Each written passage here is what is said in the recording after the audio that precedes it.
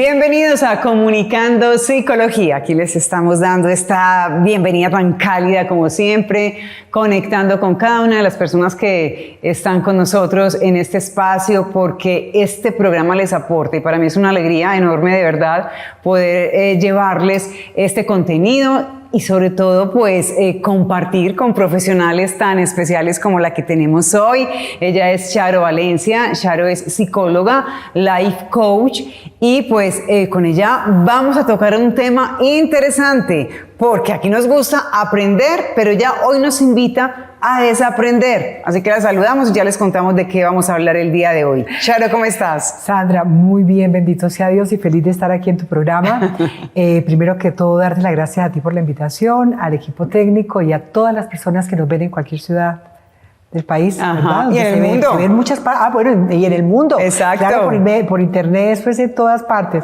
De manera que un abrazo y un beso para todos. Tan bella, Charo. Hoy vamos a hablar de la actitud de cambio para ser feliz. Ese es el nombre que le hemos puesto al tema que traemos hoy. Y yo hablaba de desaprender porque finalmente, cuando estamos hablando de cambio, hay que desaprender muchas cosas, aprender otras nuevas que me permitan vivir mejor, ¿o no es así? Así es, totalmente. Yo pienso que uno de los grandes frenos que tenemos a veces en la vida es que hemos sido formados con unas creencias.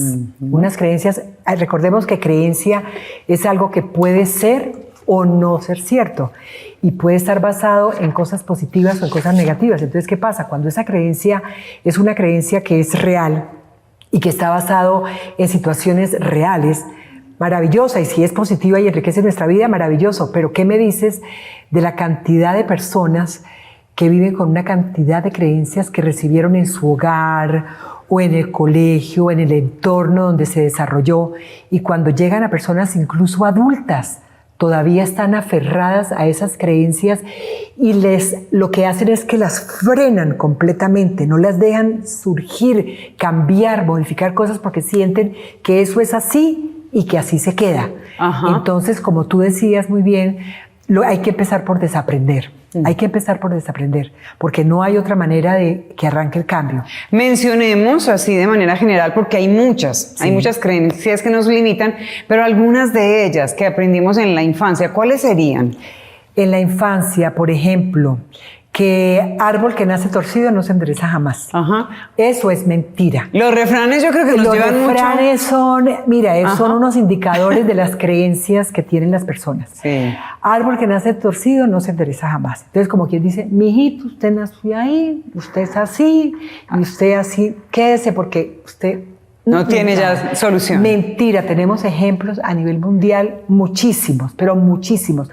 Mira, voy a traer uno, no lo digo desde un ámbito político, sino como ser humano, para que no lo tomen como político. El caso, por ejemplo, de Barack Obama. Barack Obama es un hombre que por su raza era muy difícil que fuera presidente de los Estados Unidos, en un país muy racista, que eso se ha modificado y sin embargo sí y no, porque sigue existiendo el racismo. Y llegó ahí el secretario, uno de los secretarios del Tesoro de los Estados Unidos, era una persona muy pobre, pero muy pobre, latino, creo, no recuerdo de qué parte era en este momento, pero era latino. ¿Y cómo te parece que él acompañaba a la mamá al frente, cerca de la Universidad de Harvard, a llevar algo que ella hacía, cosas, y llevaba y vendía por ahí o no sé cómo, y él iba y él siempre le decía a la mamá, yo quiero el día de mañana estudiar en esa universidad? Y yo voy a hacer, la mamá le parecía que era una locura, claro, porque obvio, era una condición muy difícil. Y llegó a ser el secretario del Tesoro de los Estados Unidos, un hispano, creo que fue de los primeros hispanos en tener cargos a nivel gubernamental en los Estados Unidos. De manera que fíjate que el cambio viene de qué tanto nos conocemos. Uno del tema que hace poco tratamos en uno de tus programas, del autoconocimiento, y de cómo los padres, fíjate, cómo los padres incentivan, motivan a sus hijos y no les inculcan las mismas creencias con las que ellos fueron formados, sino que al contrario les abren y se educa mucho con el ejemplo. Cuando tú haces a tu edad o en las condiciones que tú tienes, fíjate, Nick Vujicic, ¿recuerdas a Nick Vujicic? Es un australiano que él nació sin tronco, Nació sin piernas, sí, nació sin brazos. Muy inspirador. Lo único que le quedó fue su tronco y un pedacito aquí y un piecito que le sale acá. Sí. Tú ves a Annie Bullis y tú dices, por Dios, este hombre podría haberse quedado en la cama y que le hicieran todo, y es un hombre que muestra todo lo que pudo hacer con su actitud de cambio, porque ahí es donde va el primer punto de por qué el cambio es importante. Lo primero que hay que hacer, y lo más importante, es reconocer y aceptar que el cambio es una condición de vida y es parte de la vida del ser humano. Todo el tiempo estamos sometidos al cambio. La vida de hoy no es la que fue hace 10 años, ni hace 20 años, y menos en la época de la juventud de nuestros padres o de nuestros abuelos. Todo ha cambiado, y si nosotros no cambiamos y nos vamos adaptando, eso es una nube, una bola de nieve gigante que va arrasando con todo el cambio. Y si tú no te adaptas, te quedas marginado, te quedas relegado, te quedas completamente obsoleto. Correcto. Entonces, el cambio, hay que abrirle las puertas al cambio, reconocer que la única manera de que crezcamos y que avancemos es haciendo, no cambiando del todo, pero cambiando cosas. Haciendo pequeñas... Perfecto, como lo acabas de decir. Cosas. Haciendo pequeñas cosas, Ajá. no cambios dramáticos, pero ir introduciendo cambios que nos vayan manteniendo actualizados, hacernos una, ¿cómo es que se llama?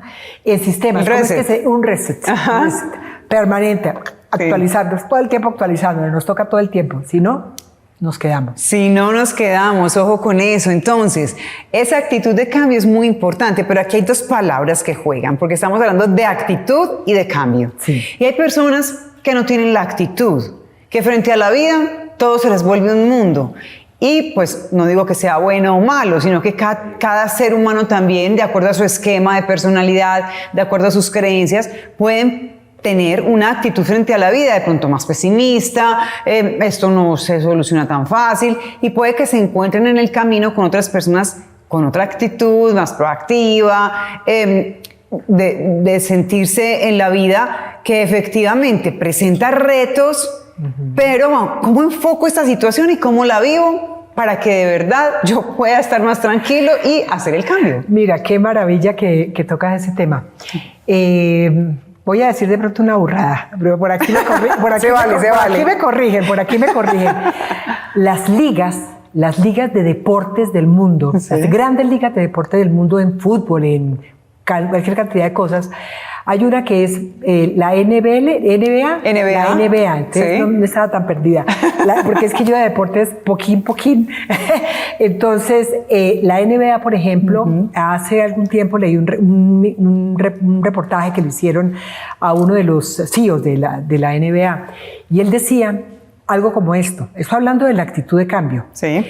y es que le decía, mire, nosotros preferimos en la liga, cuando estamos haciendo selección de nuevos jugadores que van a entrar, preferimos una persona con una excelente actitud ante lo que tiene que hacer, que aquella persona que tiene todo el talento del mundo, todas las habilidades, pero no le importa nada, no tiene una buena actitud, todo le importa nada, y entonces va y juega, hace, pero no sé qué. En cambio, entonces llegan a un punto donde esa actitud mina absolutamente todo lo que deberían aportar.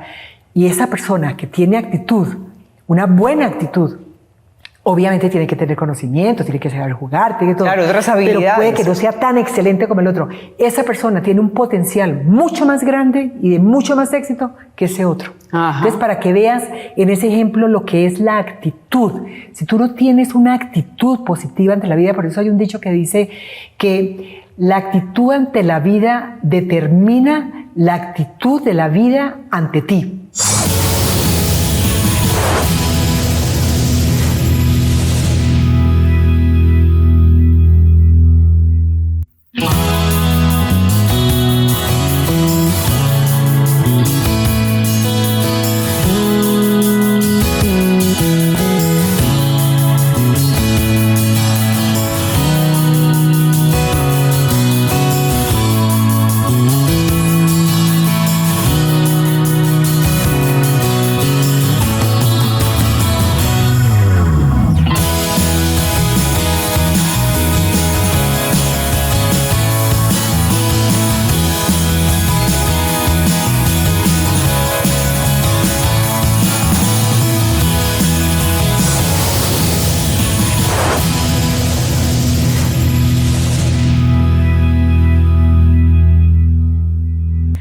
estamos hablando de la actitud de cambio para ser felices. Ojo, y dejábamos una pregunta antes del corte para aquellos realistas frente a la vida que dicen, no, es que yo soy realista, yo no puedo ver el mundo color de rosa como tú lo miras, es que no todo es bonito, la vida presenta escenarios de muchos retos y tengo que adelantar algo ahí. Yo estoy de acuerdo con que la vida presenta muchos retos, pero ¿qué decirle a esa persona que disfraza un poco en ese realismo frente a la vida el pesimismo con el que enfrenta también sus situaciones de la vida?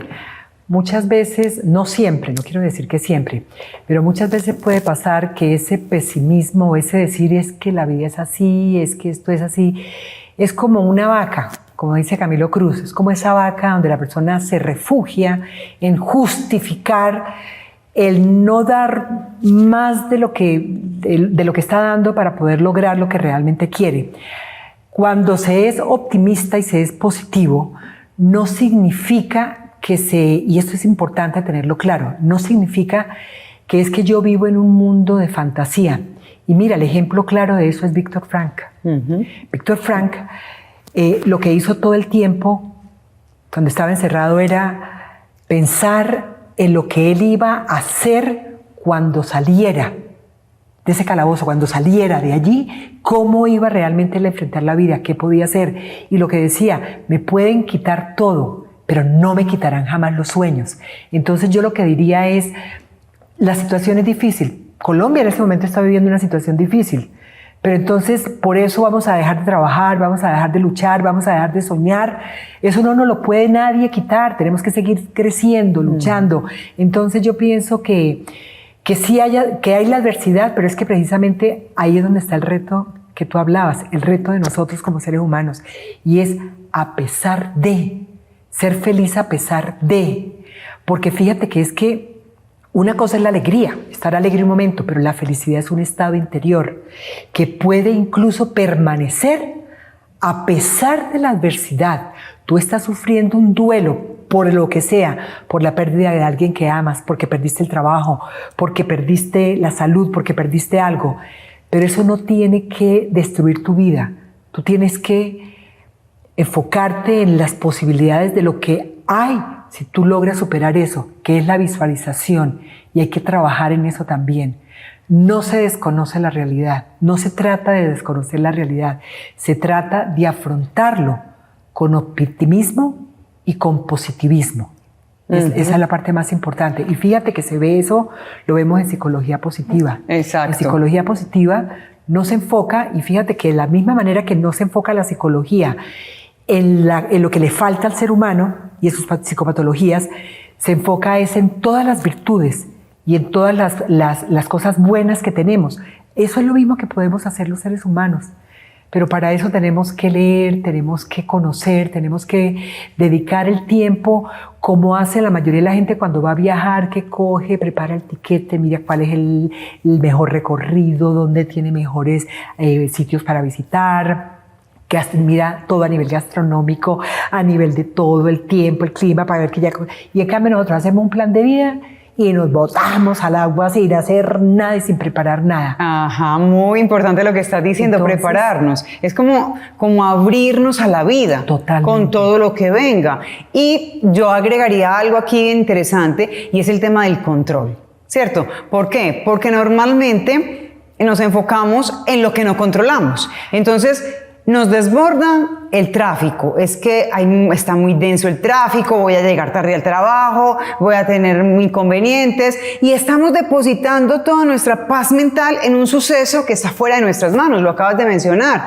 Colombia tiene problemas, que el gobierno, que la salud, y nos metemos en ese bucle de todas esas cosas que están ocurriendo, que no las podemos controlar finalmente, sino que tenemos que hacer pequeñas acciones. ¿Qué puedo controlar yo? ¿Qué puedo hacer desde mi individualidad, o cómo me trabajo yo y en qué me enfoco? Y algo que me gusta mucho, Charo, que comentas, es el hecho de prepararnos, de cómo me abro a la vida, entonces, ¿qué uso que me nutra? como que algún audio, un libro. Mencionabas a Víctor Frank, recomendadísimo ese libro, El hombre en busca de sentido. Entonces, a ver, ¿con qué me conecto y cómo vivo? Y entonces, ¿estamos en el realismo, en el pesimismo, o miramos la vida con los retos que supone, que son grandes además, pero sin embargo puedo vivir en bienestar a pesar de los momentos complejos? Totalmente cierto. El control hay que tenerlo, y cuando uno logra controlar a través del conocimiento de las situaciones, logra controlar lo que vamos a hacer, el tiempo, las circunstancias, entre comillas, porque hay muchos factores endógenos y exógenos que hay que contemplar absolutamente todo. Pero fíjate que, mira, yo tengo un ejemplo y era el del tráfico, el caso del tráfico. Sí, ese es típico. Ese es típico, que acá, que a mí me daba mucha risa, porque cuando tú vas a otro país fuera de Colombia, no tienes excusa, por ejemplo, en Estados Unidos para decir, no, es que el tráfico me agarró el tráfico y no pude llegar. Y uno dice, ahora qué digo, voy a llegar tarde, ¿no? Que es típico nuestro, muy nuestro. Muy de nuestra cultura. La disculpa. Pero, exacto, la eterna disculpa. A mí me pasó una experiencia que me dejó marcada de por vida. Yo hacía Pase la Tarde con Caracol con Juan Jarve Caicedo y Alberto Piedrahíta hace muchos años, cuando era Alma Patiña, Esperanza Serrano, todos nosotros. Ajá. Y Alberto Piedrahíta era muy estricto. Para él llegar 15 minutos, que en paz descansen ambos, porque además fueron seres maravillosos que dejaron grandes legados. Y resulta que cuando uno llegaba 15 minutos antes al programa Pase la Tarde, Alberto le hacía a uno así, que por qué estaba llegando. Estábamos llegando 15 minutos antes, él decía. Y entonces una vez le preguntamos, pero padrino, no sé por qué siempre nos regaña por llegar 15 minutos antes. Y dijo, porque es que no hay excusa para llegar 15 minutos antes a un programa que cuando suena la fanfarria, arranca al aire y uno no puede salir a decir, qué pena, es que no han llegado, vienen en el camino, había mucho trancón. No, arranca. Yo no tengo por qué empezar solo y tengo un equipo. Y tenía toda la razón de decirlo. Entonces, yo lo que les sugiero es una cosa. Vengan y arranquen con muchísimo tiempo. La idea es estar media hora antes, previendo. Puede pasar que si no hay tráfico, pues lleguen muchísimo antes, pero llegan antes. Y si tienen la duda de que no van a llegar, pues duerman en la puerta. Así decía él. Mejor dicho, no hay excusa. Y por eso hay una frase que dice que no es lo mismo un resultado a una excusa más un medio resultado. Sí. Jamás será lo mismo. Una excusa jamás suple lo que uno quiere hacer. Y eso, en el caso del de controlar las situaciones que tú decías, es muy importante. Porque si tú empiezas a hacer cosas dependiendo de una cantidad de situaciones, de personas, que se sale de tus manos, no vas a poder, no lo vas a lograr. Habrá casos en que sí, pero si empiezas en un paso a paso, haciendo pequeños cambios que te lleven a donde quieres ir. Por eso dicen, pregúntate si lo que estás haciendo hoy te lleva a donde quieres estar mañana. Si lo que estás haciendo por tu vida y para desarrollarte a ti mismo hoy te lleva a ser la persona que quieres ser mañana. Y entonces, sabiendo eso, estás encaminado. Ahí vamos. Y mira, y hay otro punto que es muy importante, que es el de cuando se va a hacer un cambio, tener muy claro cuáles son los beneficios que ese cambio va a producir en mi vida. Esto hablando del cambio, de la actitud en el cambio, pero del cambio en sí. Cuando yo tengo claro, mira, yo me conozco primero que todo y digo, yo quiero esto. ¿Qué necesito? Necesito esto y esto. ¿A dónde quiero llegar? ¿Qué es lo que hace el coach? El coach lo que hace es llevarte de donde estás a donde quieres llegar. Entonces, para llegar a donde quieres llegar, ¿qué necesitas primero? Saber dónde estás y qué camino tienes que recorrer. Entonces, cuando tú lo tienes claro, en los momentos difíciles, donde tú dices, voy a desistir porque no pude, tú te enfocas en lo que vas a obtener, en el beneficio, te visualizas obteniendo lo que quieres y siendo lo que quieres, inmediatamente no hay nada que te pueda doblegar. O sea, te redirecciona a seguir en el camino que ya has emprendido. Exactamente. Porque volvíamos a lo que hablábamos ahorita, nos podemos encontrar con miles de situaciones que nos quieran desviar del camino. Ay, es que qué pereza, por ejemplo, levantarme a hacer ejercicio. Y ocurre. o voy a postergar esa tarea porque pues no es tan importante. A ver, ¿en qué tiempo te has propuesto esto? Y quizá tampoco caer en esa autoexigencia exagerada, pues, y no ser compasivo consigo mismo, ¿no? Uno también se tiene que dar ciertas licencias, pero no perder como el norte. Sí, ¿a dónde quiero llegar? El enfoque que hablábamos ahorita. El enfoque es fundamental cuando realmente queremos hacer cambios. Los cambios, con todo esto que hemos hablado, no quiere decir que sean fáciles, no, listo. No, es que las cosas valiosas cuestan más. Ahí sí, como decía alguien que conocía, decía, hay vidas más fáciles, pero no son tan buenas. A veces toca darse duro, exigirse para lograr lo que uno realmente quiere. Estás hablando de exigirse. Aquí también cabría entonces un poco la autocrítica en determinado momento. Pero claro, se me escapaba esa. Mira, gracias por acordármela, porque esa que acabas de decir es fundamental. Porque cuando tú vas hacia un cambio, cuando estás enfocado en un cambio, es más, esta autocrítica tienes que hacerla empezando, más adelantico, en la mitad, terminando y al final, en toda parte, porque eso es lo que te permite ir haciendo el ajuste. Llegué acá, miro, analizo, me hago la autocrítica, miro qué me falta, vuelvo y enfoco, y vuelvo y sigo, y vuelvo y ajusto. Y llego allá y vuelvo y ajusto, para que no pase que llegas al final y llevas todo desajustado. Entonces, es una manera, la autocrítica, de permitir que logremos lo que realmente queremos y no lleguemos a donde no es. Muy bien. Una pregunta, Charo. Cuando nos encontramos en situaciones con el entorno, porque obviamente pues el ser humano no va solo por el mundo, nos relacionamos con las personas que son nuestra familia, nuestros amigos, nos movemos en distintos entornos. Cuando una persona tiene una actitud de cambio porque se está trabajando, porque está consultando, lo que hablábamos ahorita, me interesa prepararme un poco para ser mejor, modificar ese comportamiento, pienso que por aquí puede haber un camino y encuentra resistencia en el otro. Es decir, esa persona que no ve tan necesario ese cambio y empieza a ver resistencia. ¿Cómo manejar eso, por ejemplo, en las relaciones de pareja o en las relaciones con los amigos? Porque claro, ahí ocurre algo y es que se va alejando uno del otro, o aquí la invitación es a trabajarse a sí mismo independiente de la relación que tengo con el otro, y finalmente ese otro, ¿qué? ¿Va a cambiar también? ¿O me va a tocar soltarlo? ¿Cómo se maneja eso ahí? Eso es complicado, es complicadito, pero no es imposible. Yo pienso que hay es que saber con quién se comparten los sueños. Cuando tú tienes un sueño que quieres lograr y quieres hacerlo realidad, mira, lo peor que se puede hacer es empezar a contárselo a todo el mundo, porque no todo el mundo tiene la misma perspectiva de vida que tienes tú.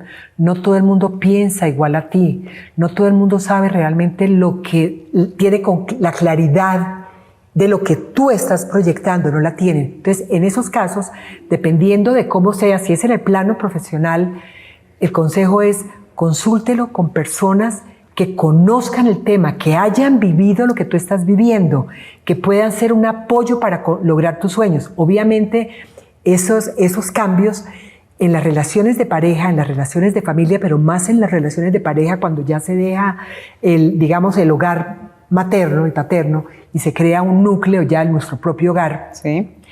Hay que mirar los valores que rigen no solamente mi vida, porque tenemos que regir nuestra vida por valores. Si no tenemos valores, si tú no sabes cuál es tu valor de vida, no sabes para dónde vas. Cuando tú tienes claro tu valor de vida, tomas decisiones fácil, porque sabes realmente lo que quieres y qué es lo que estás buscando. Entonces, yo creo que eso, cuando ese cambio afecta a nuestra pareja y a nuestros hijos, que esa parte es tal vez la más difícil, hay que consultar con la familia. Ahí yo diría, no consulte tanto afuera, sino consulte en su núcleo. Del núcleo familiar, que es el que se va a ver afectado, y analice con su familia cuáles son las desventajas, cuáles son los beneficios, en qué medida se justifica el hacer ese cambio en beneficio de toda el núcleo familiar, que es completamente diferente a cuando ya es el núcleo laboral. Es completamente distinto. Entonces, básicamente sería eso. Y eso sería basado en los valores de vida de ese núcleo familiar. Perfecto. Charo, para terminar, porque ya se nos está acabando el tiempo, hay una frase que la escuchábamos por ahí frente al cambio, y es: sé tú el cambio que quieres ver en los demás. ¿Tú qué piensas de esa frase? Yo estoy completamente de acuerdo. Yo pienso que tú no puedes hablar de lo que tú no has vivido. Es difícil. Los testimonios de vida, fíjate que los testimonios de vida han cogido mucha fuerza porque la gente cree que en lo que otras personas han hecho. Yo no puedo decirte, mira, es que estudiar a los 50, 60, 70 años, todo es válido. Si yo estudié a los 20 y luego no hice ninguna capacitación, ni avancé ni nada. Pero yo, por ejemplo, me gradué de psicóloga a los 50 años, a los 50 y pico de años. Y entonces digo, todo el mundo puede estudiar. Si yo pude hacer psicología a los 50 y pico de años, ¿por qué otras personas no pueden? ¿Por qué no actualizarnos? ¿Por qué no?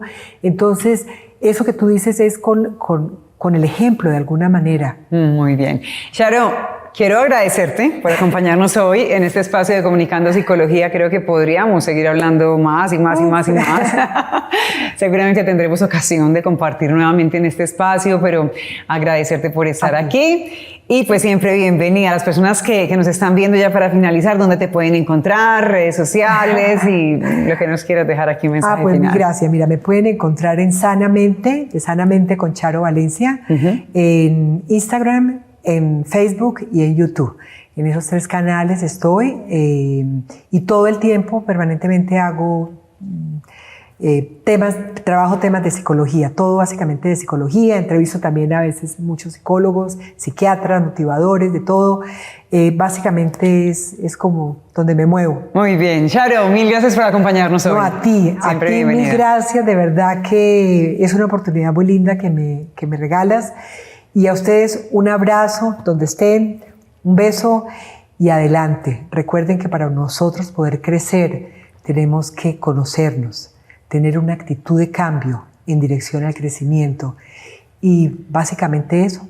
Muy bien. Charo Valencia, psicóloga, life coach, nuestra invitada hoy. Yo creo que no tengo nada más para agregar con lo que ella ha dicho. Suficiente. Abrazo cariñoso para todos. Sigan muy conectados con este programa que lo hacemos con tanto amor.